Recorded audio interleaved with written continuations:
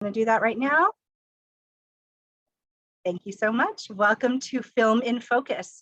This event is part of NJCH's 50th anniversary series, celebrating the work of the public humanities and of New Jersey Council for the Humanities here in the Garden State. NJCH was founded in 1972 as a 501c3 nonprofit, and over the last half century, we have brought federal funding from the National Endowment for the Humanities to the state of New Jersey in order to help foster the humanities in our local communities. This summer, we're taking a deep dive into one particular type of humanities work, documentary films. Each month, we're providing free access to a film that NJCH has supported in the last few years. And each month, we get to sit down with the filmmakers to talk about the film, about their work more broadly, and the role that films play in documenting and examining the human experience. Tonight, we are discussing Rust, a film that presents the history of Rust Belt poverty using Newark, New Jersey as a case study. The film is produced by Emmy-nominated Newark-based film producers Jerome and Marylou Bongiorno. They have a long history with New Jersey Council for the Humanities, supporting their film projects, including for Rust. I actually looked it up today, and I think, Marylou and Jerome, that you got your first grant in 2004. So it's been some time that we've been working together. It's been a pleasure. Jerome and Marylou, we're thrilled to have you here. Thank you for being here. And sorry, go ahead.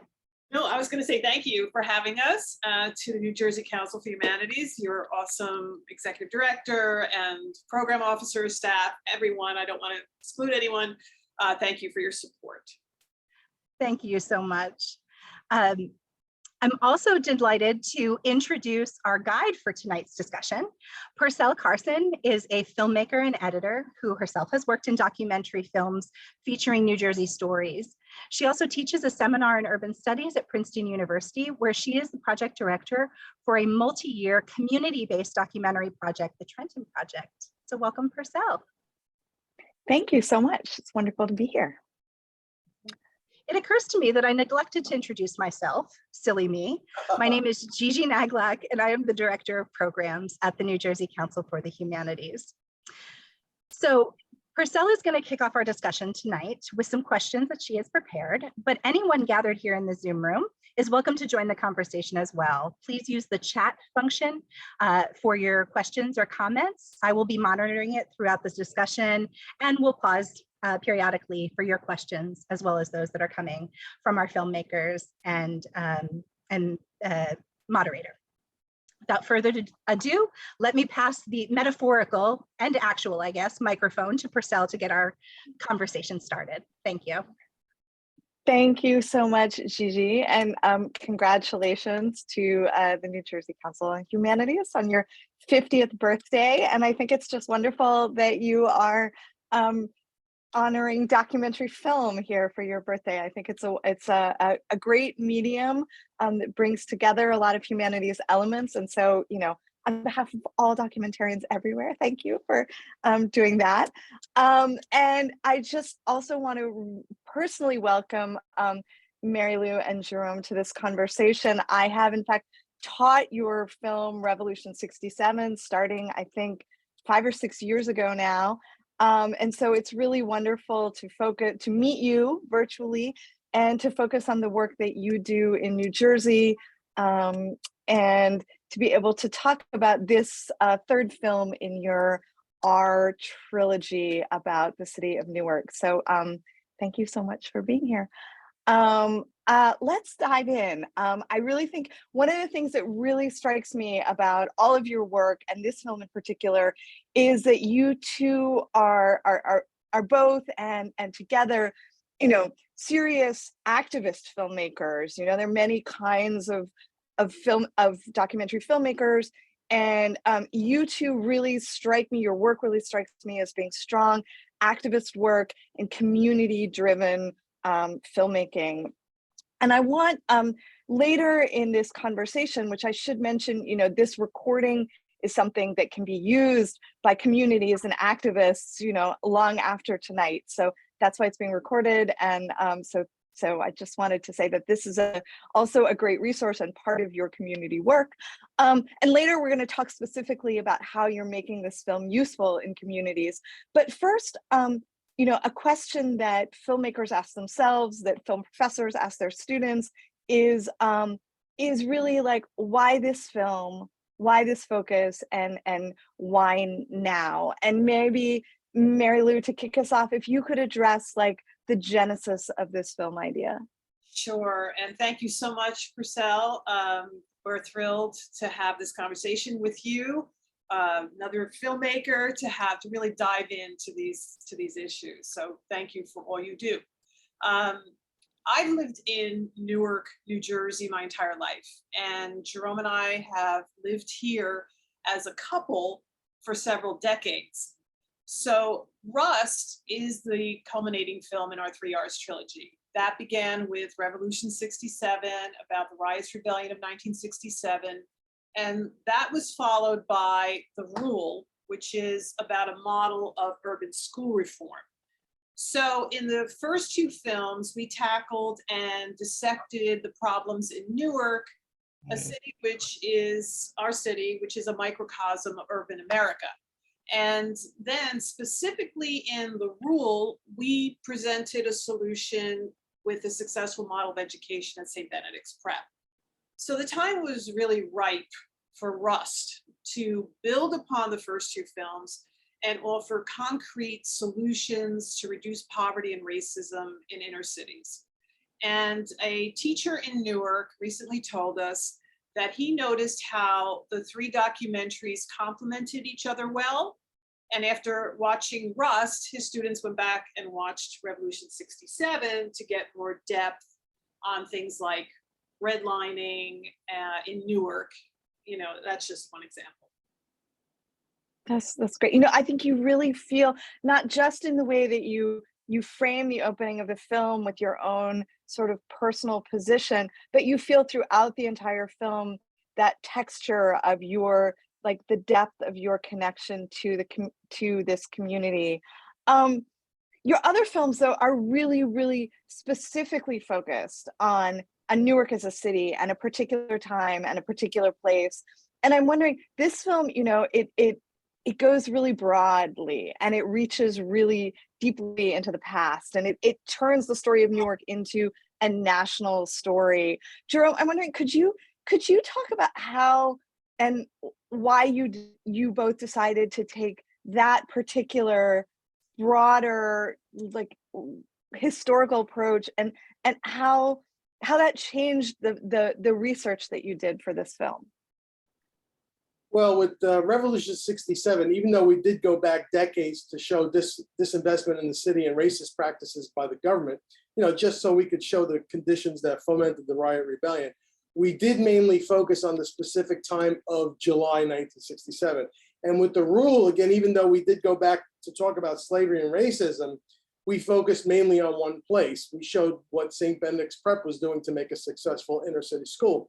But now Rust was different. And let me tell you quickly how that developed. Right after Revolution 67, because of the justice tours that we did at colleges, law schools, and museums, and the library tour sponsored by the New Jersey Council for the Humanities, the feedback we got from the audiences made us realize very quickly that we needed to do a film dedicated to just the poverty that we saw in inner cities, you know, like Newark. So in 2011, while we were shooting The Rule, with the help of the council, once again, we organized a conference at Rutgers called the Newark Poverty Reduction Conference. And, you know, it was a whole day affair with historians and speeches and presentations and Q&As with the audience. It was great.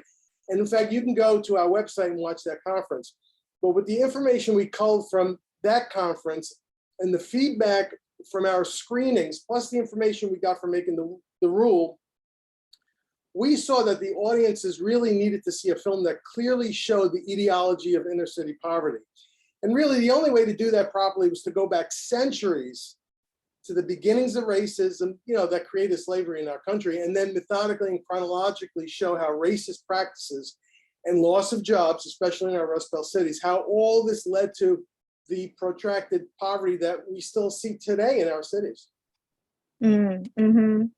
You know, it's really I was saying earlier, my interns this summer just watched Rust. They're working on a historical film, and this question comes up in filmmakers. It's a very compressed medium. You don't have a lot of space to talk about a lot of things, and yet, you know, as you're trying to explain these structural problems facing our cities, like how far back do you go? You know, it's really the way that you handle it is something that I think is a really interesting model for other filmmakers.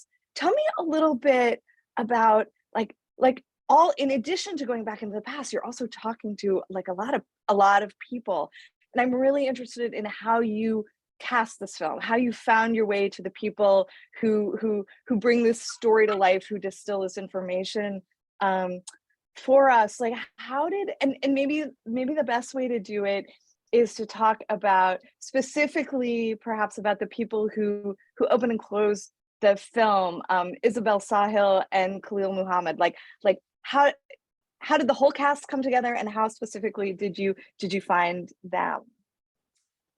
Right. So we do a lot of research to find the experts who could be in the film. And in this case in particular, we asked a lot of people for recommendations that ultimately led to this cast of Rust. But accessibility is very important. We interviewed almost everyone here in Newark or in New York City. Many times it had to coincide with their speaking engagements in the area.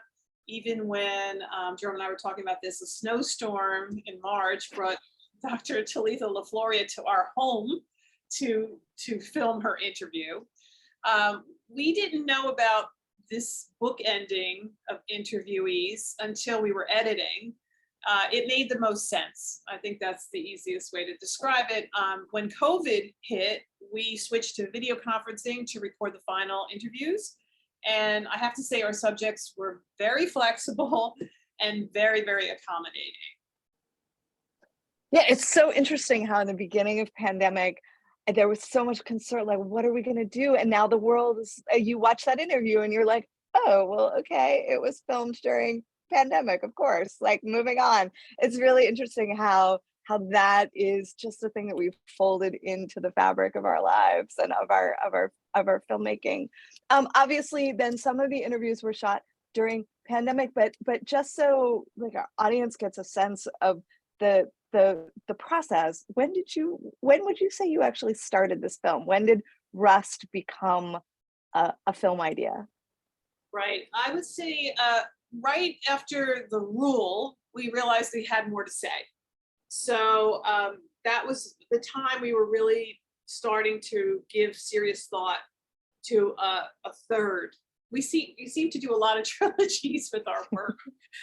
Not sure why, but it's a good number. This one we'll address that, you know, later too, I'm sure, to get into the reasons of how it complemented, as the teacher told us. But we had more to say. So it really started right after the second film. Mm-hmm, mm-hmm. So that's in like 10 years ago now, right? About? At least. At least. Yeah. Yeah. So, I mean, that commitment and that like dedication and those conversations that are taking place and, you know, figuring out how to get that made is really impressive. And I think, you know, people don't always really understand that. So I just wanted to highlight sort of your connection to your commitment to that process. They're very long-term projects. So yeah, it shows. It really shows. Not into long-term projects, don't become a filmmaker. So when I didn't realize until we spoke last week, but it really connected for me. You know, you start the film in a place that I wouldn't necessarily have expected, like in the social scientific explanations and actually the biological explanations of the roots of poverty. And I found that to be such an interesting way into this topic. And can you, and then I learned that you, Marylou, have a scientific background. So like all of it sort of started to make sense, you know, like I think Fellini says that like all art is autobiographical. And so I think if this is an autobiography, I'm seeing you in it. But can you talk about why you decided, other than that it's part of you, like why did you feel that this was a really good way to focus the conversation about poverty? I love that you mentioned Fellini, one of my top, if not the top filmmaker. And I think the quote talks about what we wind up filming, that he said, is what's in our backyard. I think that was said about us early on. Someone chose Fellini, and I was very touched by that. But it's very true. I mean, we film our backyard. But Jerome and I both have science backgrounds. We met in college, in biology lab, while dissecting a fetal pig. How romantic, I know. Yes, that is true. And then he went to medical school, and I was a doctoral fellow in neurophysiology, but we were so drawn to the arts. So after teaching science in prep schools and experimenting with what then was playwriting, music, photography, painting, we decided to combine all of those, and guess what? It's filmmaking, right? That's what it became for us. So ultimately, I went to NYU's graduate film school, and Jerome learned the craft of filmmaking with me. We take a very scientific approach to making our films, and we search for root causes, and we start with hypotheses, and then we test them and correct them and refine them. And this is true whether we're making a documentary or a fiction film or a museum art installation. For us, how can we talk about poverty and racism in inner cities without understanding how they came to be and how they damage the health of our community, which impacts all of us? So fortunately, we got to understand, though, that a lot of that damage can be reversed when conditions improve. Mm-hmm. And who did you, I think it's so interesting to think about sort of coming into this question of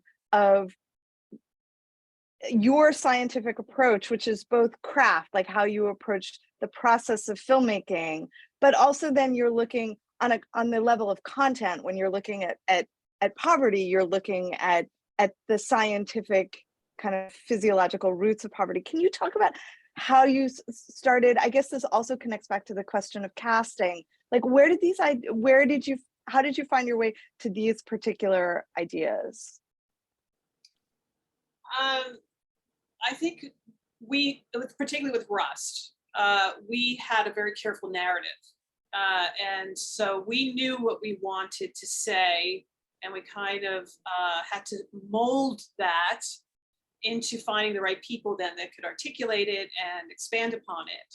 So we do start with what we like to hear or have answered for us. Right. Mm-hmm.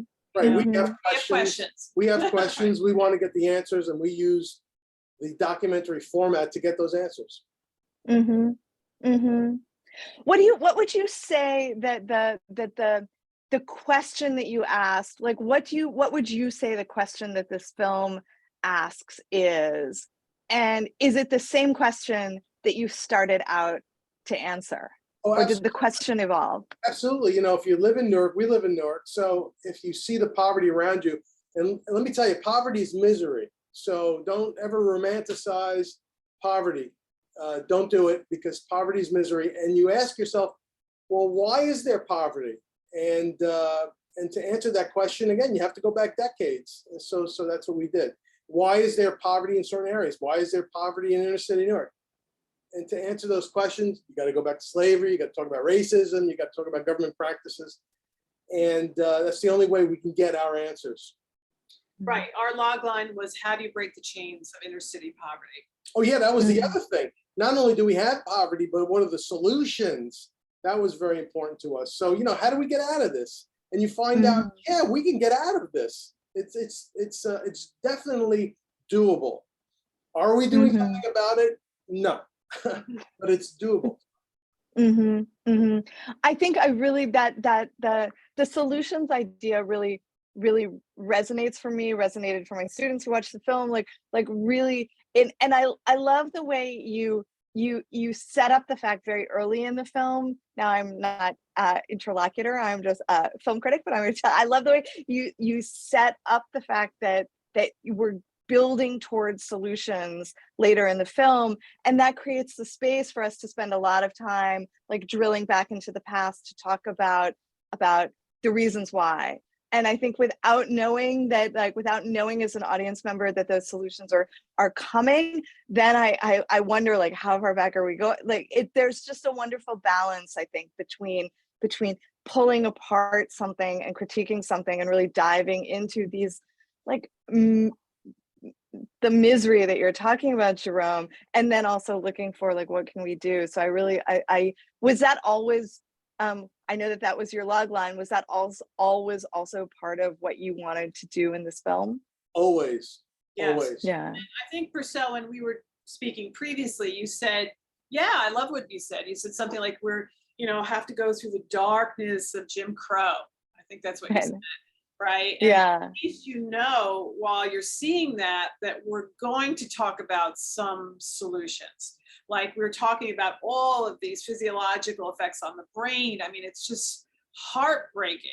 These are children who are being affected this way. And so when we found out that, yeah, you can reverse that damage physiologically, by correcting this situation, that helped a lot in us telling this story, because at every turn, and then as you see with Edwin Ortiz, or you see with Christopher Bonilla, that they suffered, they struggled, and yet boy, did they ever succeed, and it's not easy. It's a constant, but we wanted to offer people that kind of inspiration and courage. Hope. Yeah, hope. That's it. Exactly. Yeah. I mean, there is so much going on in this film. And I'm a huge fan of observational film, and one of my favorite filmmakers is Ricky Leacock, a famous documentarian. And I have another quote that is pinned to my wall in which, he says that like film is a terrible medium in which to convey a huge amount of information. And when your film started and people started talking in your film, I thought of that quote, and I was like, these filmmakers, they are determined to prove Ricky Leacock wrong. They are out to like cram as much information as possible into their film. Can you talk about like that? I know it must have been hard. I know there must be so many things that you wanted to put in, ideas, paths that you were pursuing in this very tight format. Can you talk a little bit about the process of deciding what to include and what couldn't be included? Because when you're a writer, and you can just add another chapter, but like in this format, it's a little different. Can you, Jerome? Can you speak to that, since you are the editor of this film, or both of you? Yeah.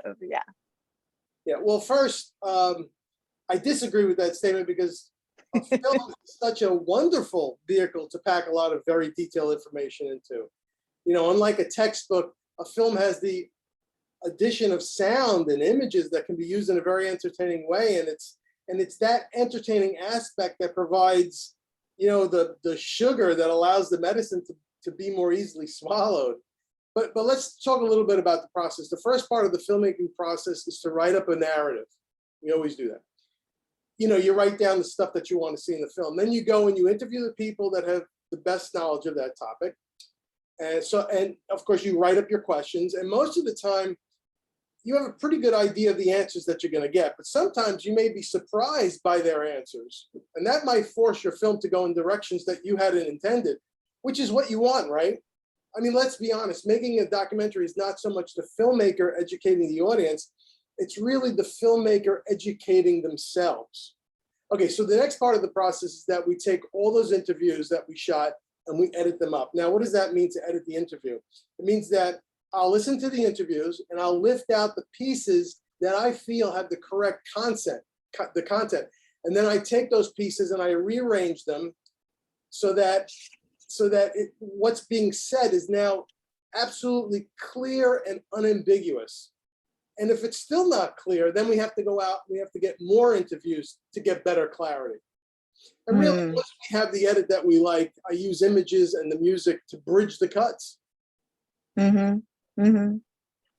What of the, I think thinking about your film and how it came together, that interview with Isabel Sawhill, she really like gives you like the spine of the film. Like she shows up and she's like, these are the reasons, these are the solutions. Like she really, did you know that she was going to deliver that when you met with her, or how did that where did that become kind of like the skeleton of your film? I'm not sure. I'd have to look back at the questions. We probably had an idea and wanted her to do a general overview of poverty. Yeah. So, but as they far have as questions. They have pre-interview questions. They are primed with what's coming, and then we have a discussion. But I think we wanted her to lay the foundations for even global poverty, which she does. Yeah. Right. But about going back to her as the spine of the film, I don't remember exactly if. It was when we were editing. I think we just saw that you were laying her down like in our paper cut type of thing. Yeah. And she kept recurring. Right. So, and then also I have to say that when COVID hit, we kind of had to accelerate things and kind of bring things to a close because we wanted to take advantage of when we released it last year, all of those things that, recent presidential election and all, we wanted to build on, we didn't want to prolong this forever. So, right. So that also sort of said, hey, let's look for structure. And I remember that Belle Sawhill really emerged, as did Khalil Muhammad. Yeah, that makes sense. When did those, just out of curiosity, how long ago did you do those interviews with the two of them? I'm not really sure. I think Belle was towards the end. Isabel Sawhill was towards the end, and Dr. Muhammad was a little earlier than that. Definitely. Yeah, definitely. he was earlier. Definitely. Yeah. So I can't say for sure, but it was definitely before COVID because we were, we had done in-person interviews. That's wonderful. There is, in addition to your experts who weigh in, your scholars, there is this other balance that kind of broadens the category of the humanities, and you bring in people who have a more grassroots experiential knowledge of the city, of poverty, of solutions to poverty. And I love, and it also like, those are the examples that bring us back to Newark. Those are the times when we're like, okay, this is about this city and all post-industrial cities, but like, this is really specific to Newark. And that balance between people who bring, book smarts to storytelling, and those people who bring lived experience to storytelling. Not that academics don't like live and have experiences, but you know what I mean.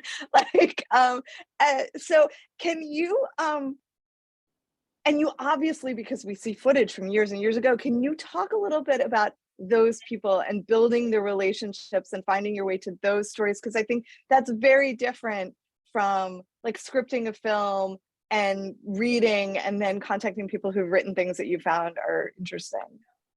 Oh, definitely. So let's start with Larry Hand. Okay, it isn't surprising that Larry, who is chairperson of POP, People's Organization for Progress, he appears in all three films in our trilogy. Larry has a long-standing and committed relationship in Newark and to the people of Newark and beyond.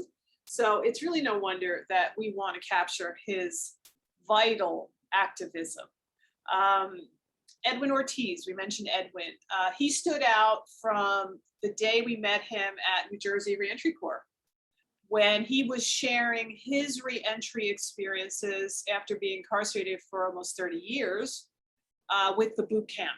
So his determination to work hard and to learn and to succeed, all of this was palpable. And we knew we had to get that. We had to document that in our film because he has so much to teach. And speaking of teaching, Christopher Bonilla, the social worker who talks about the value of counseling kids in their high schools. We met Chris when he was a high school student at St. Benedict's Prep, and he was really And we see that footage, right? Yes, yes, Yeah. we see that footage from the rule. And I should say, by the way, that for people watching now or, you know, for in the next few weeks, the Rule, the prequel film, will be streaming on PBS, just like Rust is, for the entire month of June of 2022 in commemoration of Juneteenth. So, you know, for Rust, we knew we wanted to show Chris's success in graduating high school and college, and we're so proud of him because now he's a teacher at St. Benedict's Prep. He has come full circle. Wow, wow.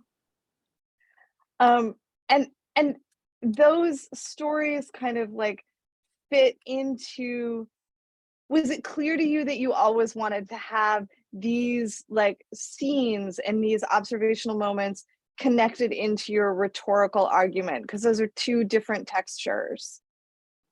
Right, yes, we like this verite, you know, even though some of those were interviews, we do like to capture that. And we even had intended on doing more of that, but COVID changed that plan. Yeah, yeah.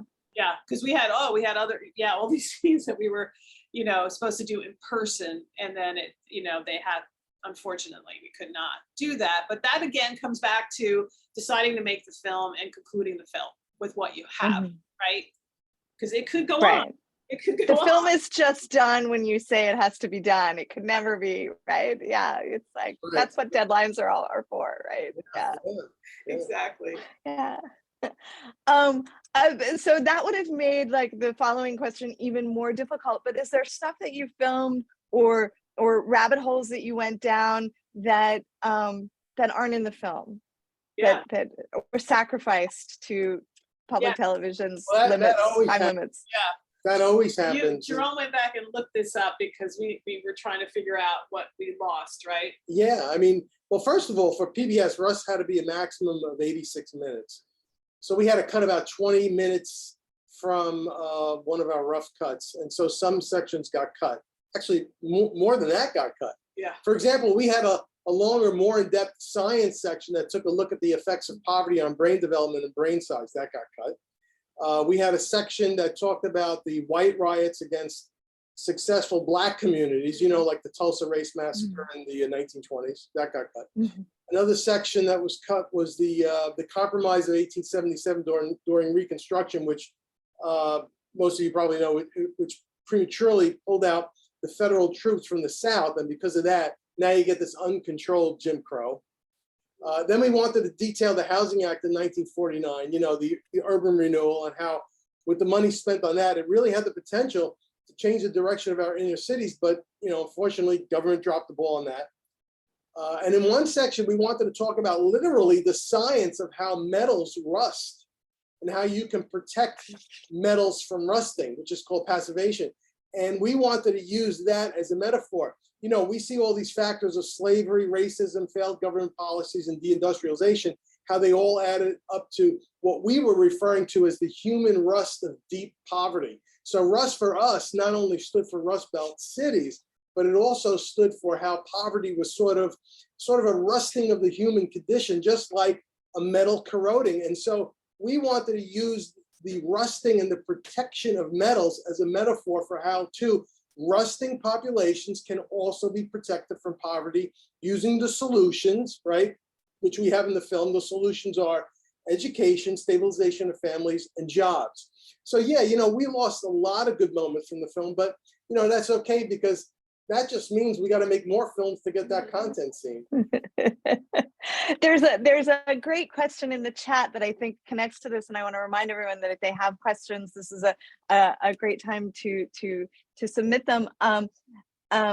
The idea of hope, solutions, and redemption that you were discussing earlier that inform your film, as well as your focus on a very particular city in looking at big structural problems, seems to me to make your film accessible and engaging across a wide variety of audiences. So this really starts to shift the conversation to talking about how the film gets used and received. Could you say a little bit about the reception of the film and where it's seeming to resonate, particularly given people's recent attention to some of the interconnected failings of modern America? Yeah, who's responding to your film? Right. Well, then we have, that's good. That's a great question. So we have a new initiative, which is reaching out to corporate America right now. And Rust is being used by corporations in their diversity, equity, and inclusion initiatives. So that has been a highlight because we're able to get into corporate boardrooms and conference rooms and share our experiences and have engaged conversations and talk about how the people watching can get involved. Like they seem to react to the opportunities that we highlight in the film, like New Jersey Reentry Corps and the financial counseling that you see happening there, AmeriCorps, and even St. Benedict's Prep. I mean, you know, these are all places that you can see where volunteerism can happen, or their equivalents in their own personal communities. So there's that, you know, exciting new initiative. We have, because of PBS, we're constantly in contact with an audience that comes from all parts of the political spectrum. That's been really interesting. And we develop curriculum guides for all of our films. And so they are targeted for high school, although I have to say they're being used in middle schools and colleges and even law schools and graduate programs like the medical students. So it's interesting to see how people want to have more engagement after they watch the film. Mm-hmm, mm-hmm. Let's drill down to a bunch of those specific categories, because that's so interesting. The corporate circles that you're talking about, are those mostly Newark-based? Are they across New Jersey? And are you contacting them? Are they coming to you? Are there institutional partnerships that are making that connection? How does that actually happen? All of the above. Yeah. All of yeah. I think tell us a little bit more about how that works, because I think that's really interesting, both to filmmakers who want to get their work out there and also to people who are connected to corporations who are like, oh, this seems like a good thing that we're not doing that we should be doing. Well, we've relied on the enlightened corporations of the world. Now, we don't limit ourselves, but many are in Newark, to have funded all of these films to begin with. So those funders are all listed on the website. You know, for Prudential, for example, to be our main sponsor over and over and over and over again on many different film projects. They hosted the premiere. This year it had to be, last year it had to be virtual about this time last year. And they targeted, for example, some of their financial consultants in sister cities to Newark. So even though they're headquartered here in Newark, they were looking at Atlanta and Detroit. So we did, but we had global participants, you know, so that opens up, you know, and we either appear ourselves or with, you know, panelists or people from the film. That's how that works. With schools, we have a long history, as Gigi mentioned, you know, we've been doing this for some time.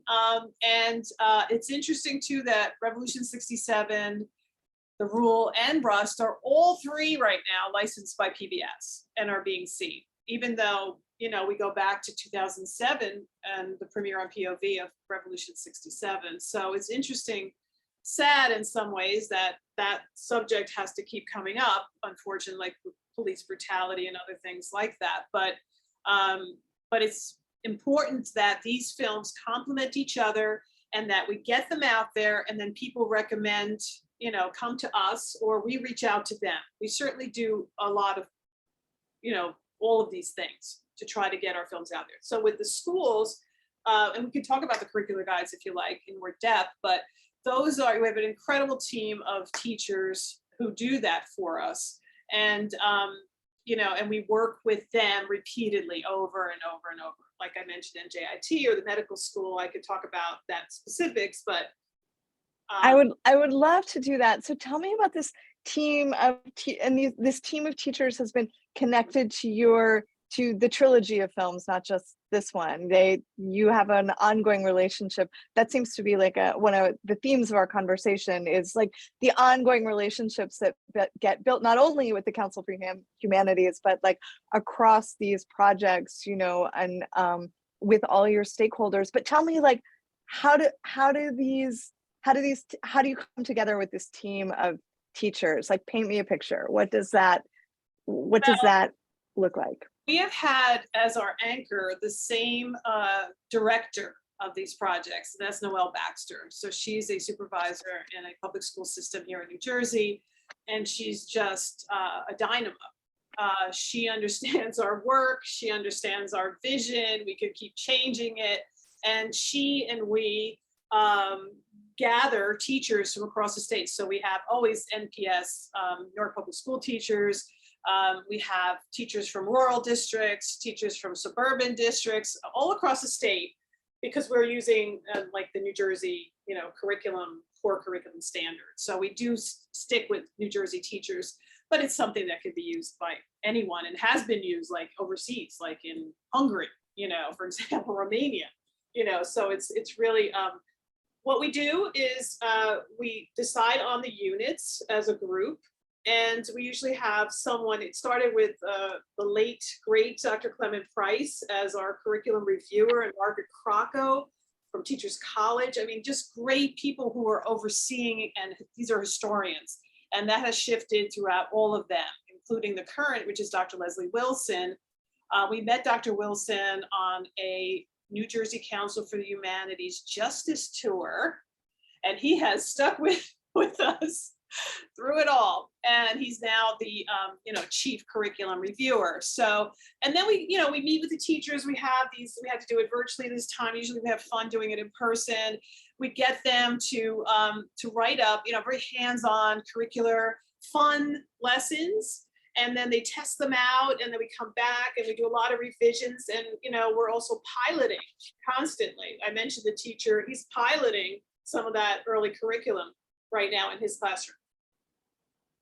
And the students, I have students then also are doing this, and they come back, you know, as it's being piloted, and they tell us what works and what doesn't.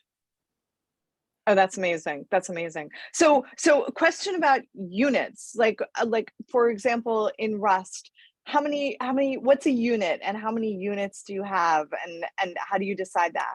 We have 4 units, and typically some of these guides grow. They're supposed to be small, but like the first one was like 150 pages. I mean, they're massive. They're massive guides. They usually have 4 units. I'm not sure how we settled on that. This one, for example, will have the science of poverty. That's a new one. We're putting that in. Economics, that comes into every one of these. And something dealing with education, and we go into everything with, you know, some of the psychology, Maslow's hierarchy and all of that. So we always go into some kind of mental health issues there. And for this film, the last is the legacy of slavery and activism. So we kind of do broad strokes. Jerome and I decide like what we really want to convey. We're very hands-on with this process and the edit and everything else. We really want students to be able to do, you know, there's always a worksheet, you know, some kind of, and there's got to be, you know, further discussion, you know, how would you do this? Like everything from teaching them how to conduct an interview themselves, you know, with their family, get oral histories. I mean, we try to run the whole spectrum. And then we have this group of teachers that we've assembled over years and years who are amazing, who then pilot and refine and do a lot of polishing. And if I'm a teacher, do I teach all units, or do I, I'm like, oh, I'm teaching, economics, and so I use your film to teach this one unit? Or great question, Priscilla. That's a very good question, because that's what teachers ask us. So we do not expect them to do all the lessons. It's designed so that you could do just one, and you show clips. So each lesson begins with specific clips from the films. Oh, I see. Okay, that's great. Like the teacher recently chose to show the whole thing in parts and then go back and look at specific sections because he wanted to give them continuity. But you don't have to, because we understand that. And that was in an AP elective class, human geography. So he had that luxury of doing a lot at the end after they took their exam. But if it's part of the core curriculum, which we try to make it a part of, we know that teachers cannot devote necessarily, unless they're doing some kind of extracurricular, not extracurricular, just some kind of beyond the curriculum, an elective. Then they have a special elective, and they've done that. So for example, Dr. John Curley at NJIT, he has a class called Newark Narratives, and the Newark Narrators, they're called. We go to those classes often. They watch all three films. It's so great to hear that, in this era of such strict core curriculum, that there's space for educators to choose your film and use your film within the really strict guidelines of what they also have to do. Do you find that there's friction involved in that? Well, I mean, with critical race theory and other states and things banning, subject matter or making it very difficult to teach, that's going to be interesting, especially with Rust. Absolutely. Absolutely. I think that for these teachers that need to do certain core requirements, particularly diversity, it offers them that benefit of fulfilling that requirement. New Jersey. Can you talk a little bit? I love this idea that you're getting feedback from students. Can you tell me how that process works and what's been the most surprising? How have the students surprised you and changed what you end up doing in the curriculum? Well, that's a good question. We've shown, for example, with the rule, the prequel, we've shown that to medical students at Rutgers, Robert Wood Johnson Medical School. We work with Dr. Anthony Tobia there, another longstanding relationship, and we've gone into his classroom many, many times. So now these are adults, these are medical students, some of them are fellows, residents. They are advanced, in their medical studies, but then they say, well, I want to come and intern at St. Benedict's Prep. So then we filmed them while they were there. That was something we put up as a learning thing for us too, to see now how they were going to exercise their internships there, doing it on site. They were psychiatry residents. So we listened to them, and then we filmed something to add to that curriculum to show other medical students what they were doing and what could be done. Right, could be done. So that's at that level. With high school students, I mean, we've got. So there's actually original filmed material in these curriculum that you're building. That's intense. Yeah, that's wonderful. There usually is a PowerPoint presentation, for teachers or something to take. There's always some extra. Yes, we do that.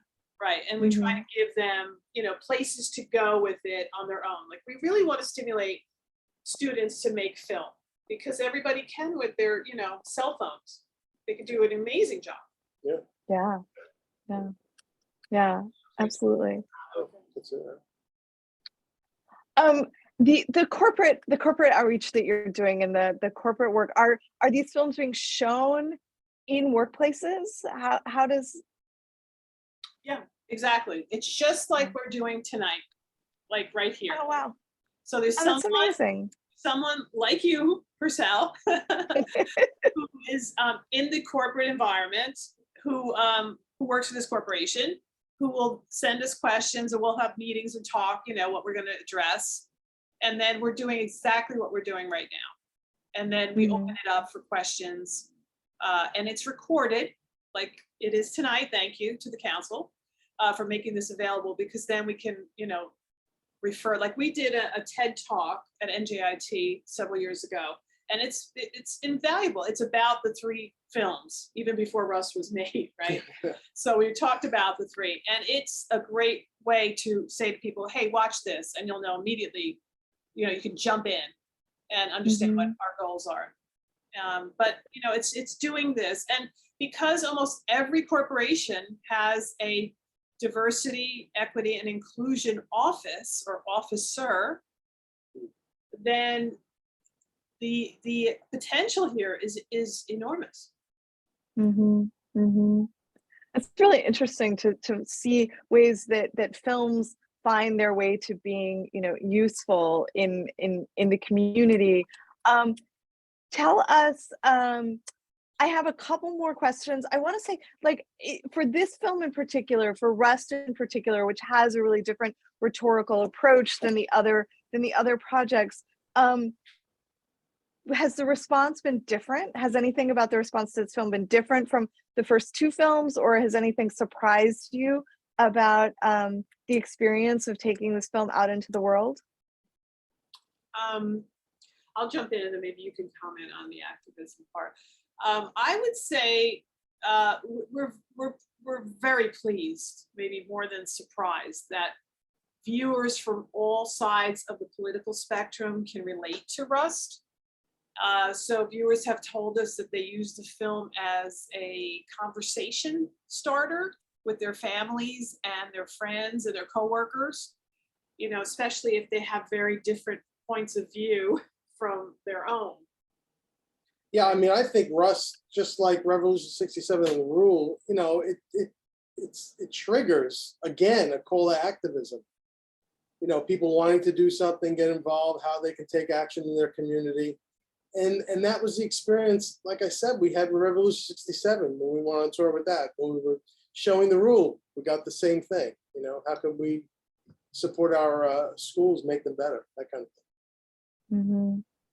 No, it's interesting because you touch on a lot of things in Rust that feel like a really open-eyed, unvarnished look at a lot of problems that cities are facing, and it really seems like I know that now there's a conversation in nonfiction, documentary history circles about the way that film, uses disturbing images and anecdotes, and how people are very concerned about whether going to those places in their work kind of reinscribes violence or makes communities think of themselves as victims instead of as heroes of their own story. And I think filmmakers are starting to think about, is the work that I'm doing, causing harm or doing good, and how do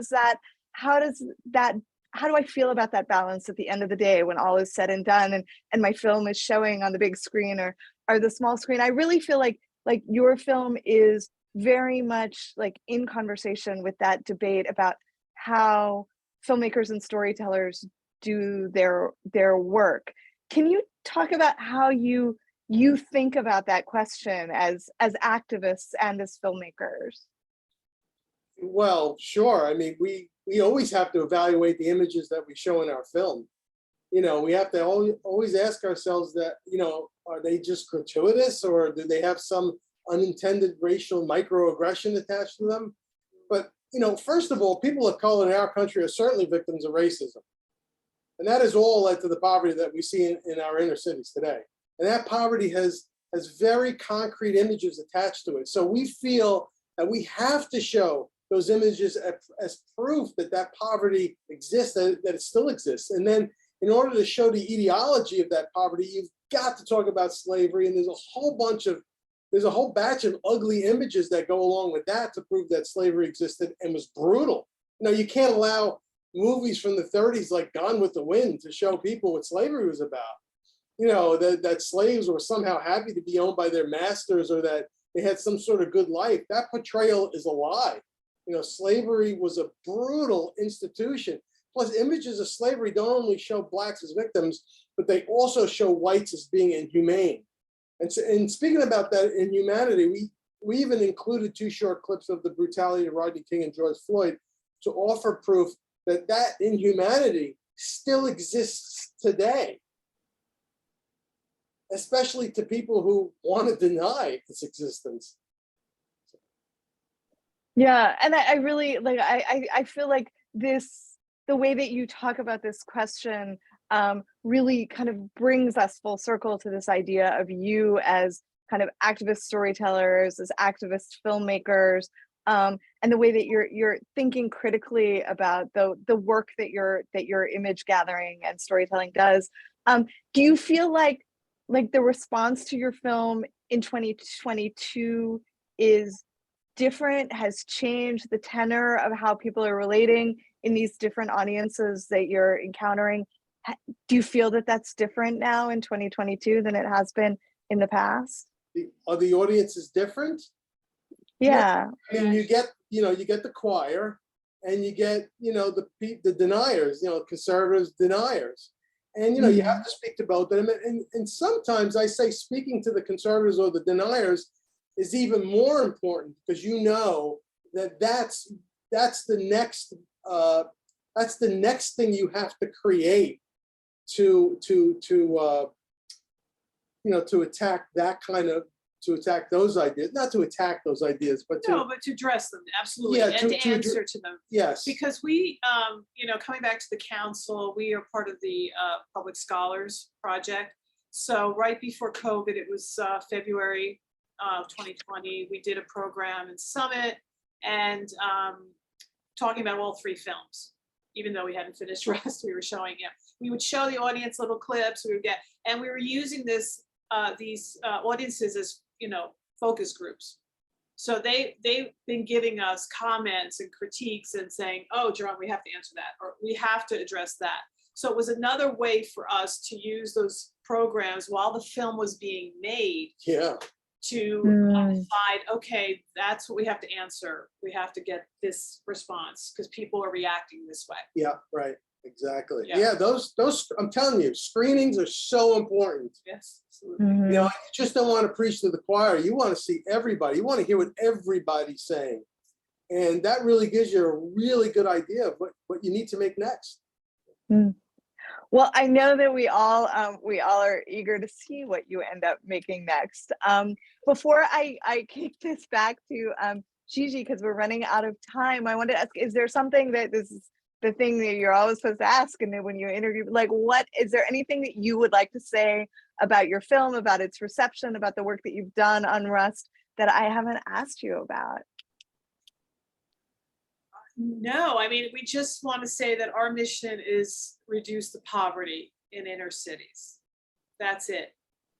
And we can do that. We already know how to do that. We just have to, where there's a will, there's a way. Actually, I always say where there's a bill, there's a way. So that's why, the people who get things done, are politicians, and they have their hands on the money.